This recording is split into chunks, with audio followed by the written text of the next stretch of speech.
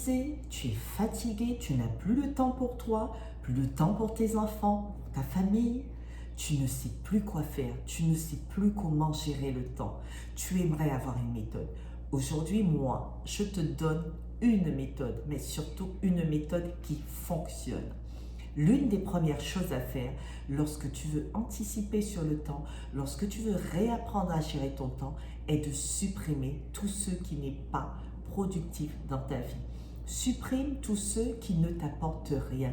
Élimine tout ce qui est inutile dans tes journées. Ensuite, cherche à savoir où va ton temps dans la journée. Qu'est-ce que tu fais de ton temps? Pour cela, il faut identifier tes priorités. Qu'est-ce qui est important pour toi? Quelles sont tes priorités dans la journée? Ensuite, note. Prends des notes. Note tout ce que tu fais dans la journée. Mais non seulement tu notes, mais tu notes ce que tu fais, mais le temps que cela te prend. Prends des notes pour pouvoir savoir qu'est-ce que tu fais dans la journée, le temps que tu prends. Après avoir identifié tout cela, maintenant que tu sais ce que tu fais, maintenant que tu sais le temps que cela te prend, crée-toi une organisation, un rituel d'organisation dans ta vie. Pour identifier les activités à réduire ou à éliminer, pour gagner du temps, il te faut organiser des tâches par priorité. Alors, un conseil, fais une liste de tâches à la semaine ou à la journée par priorité. Je te donne un exemple. Par exemple, en activité A. Les activités A, ce sont les activités à faire tout de suite. C'est ce qui est très urgent à faire tout de suite. Donc, dans ta liste, tout ce que tu estimes est à faire tout de suite, urgent, tu mets en A. Ça veut dire tout de suite que c'est une priorité pour toi. Ensuite, en B, tu notes des activités importantes, mais qui peuvent attendre. Donc, à ce moment-là, elles sont urgentes, oui, mais elles peuvent attendre. Elles ont de l'importance, mais elles peuvent attendre. Donc, tu notes tout cela en B. Ensuite, en C, tu notes les activités non importantes que tu peux réaliser plus tard. Ensuite, la dernière chose à faire, c'est la ligne C.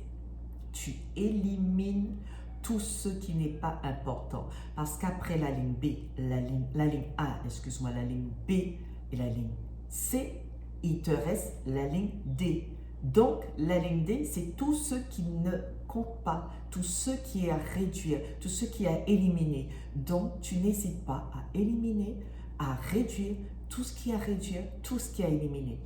Et surtout, une chose à faire, fais une tâche à la fois. Ne fais jamais plusieurs tâches à la fois. Pourquoi? Tu as tendance à te disperser en faisant plusieurs tâches à la fois et te perdre. Donc, fais les choses l'une après l'autre. Donne-toi le temps de faire bien et tu verras que tu vas optimiser du temps parce que tu passeras une fois à faire cette chose. Ensuite, n'hésite pas à optimiser ton temps libre, par exemple en attendant ton enfant au sport, une activité ou autre, à lire, à faire des choses que tu aimes.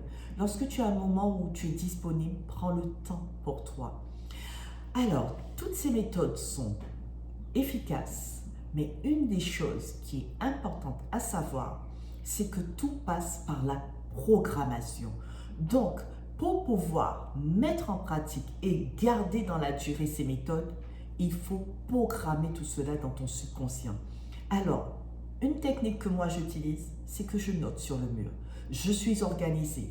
Crée-toi des affirmations qui vont te stimuler le cerveau, programmer ton subconscient pour te permettre de mettre dans ta tête que aujourd'hui je suis organisée. Donc, l'organisation prendra place dans ta vie. Il faut toujours programmer tout ce que tu fais. Même gérer ton temps, la gestion du temps se programme dans le subconscient. Crée des affirmations avec tes mots, avec tes méthodes.